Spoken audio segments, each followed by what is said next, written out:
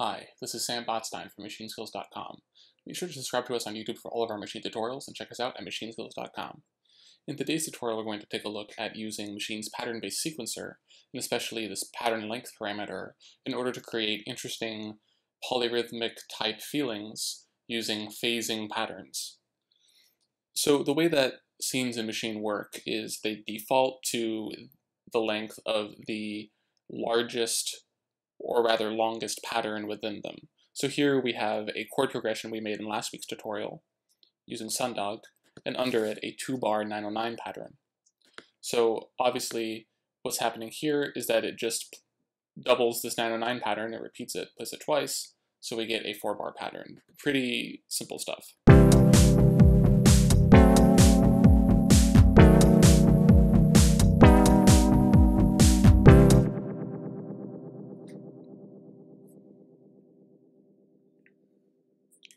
So what I've gone ahead and done is I've taken the same pattern, I've duplicated it, and I've just edited it a little bit such that instead of every chord lasting a full bar, it lasts 3/4 of a bar.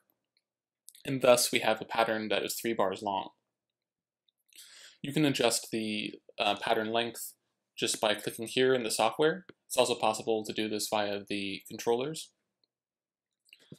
If your grid is set to quick here, you're only going to get these powers of 2. So I would recommend setting it to 1 bar or lower and just dialing in 3 bars. Now you'll notice that when we have a 3-bar pattern and a 2-bar pattern, without this pattern, we would actually have sort of a truncated thing happening. So we want it to all sort of turn around. So you'll see that it only gets halfway through pattern number 2 if we had it set to 3 bars. But of course, 3 times 2 is 6, so in 6 bars, it'll all turn around. And here's what this sounds like.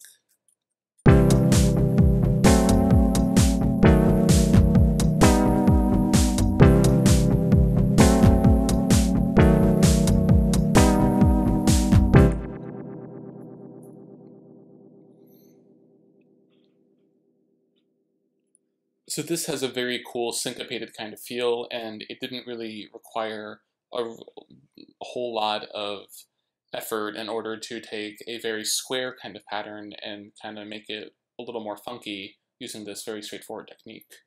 So in an earlier tutorial, we made this sort of arpeggiated pattern. And here's what it's like all squared up.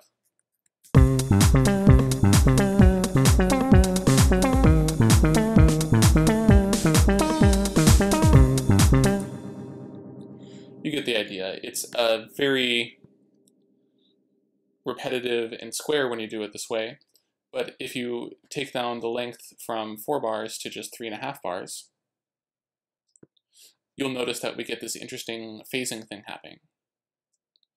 So essentially what's going on here is because we've shortened up this pattern, it will actually repeat at a different rate in sort of an even more obvious way than we did before when we had such low numerators and denominators.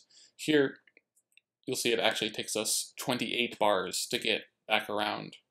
So for most of the pattern, except for the very beginning and the very, very end, this will all be shifted. We'll also never hear the same part of group A over the same part of pattern 1 from the 909 kick at the same time. So every individual bar here of this scene is going to be unique, as opposed to having them just repeating this many times to 28 bars. So here's what this all sounds like. To make it a little easier to follow, because we all kind of know what this 909 pattern sounds like, it's a sort of standard 4x4 pattern, we're going to actually focus on this repeating arpeggiated pattern.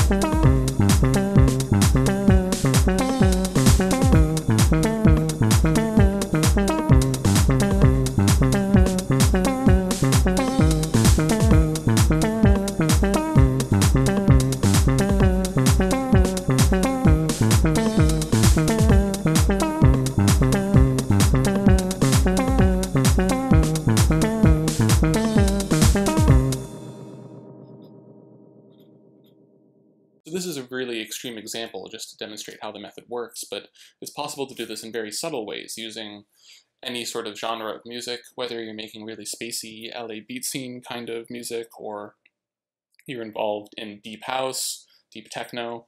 Anything that you're really making, even like a sample-based hip-hop kind of track, could really take advantage of this before you make everything all square. Or even if you've made everything super round and square like these patterns, you can easily throw in some really interesting transitions that surprise the listener and sort of keep interest going as all of these bars of music are completely unique.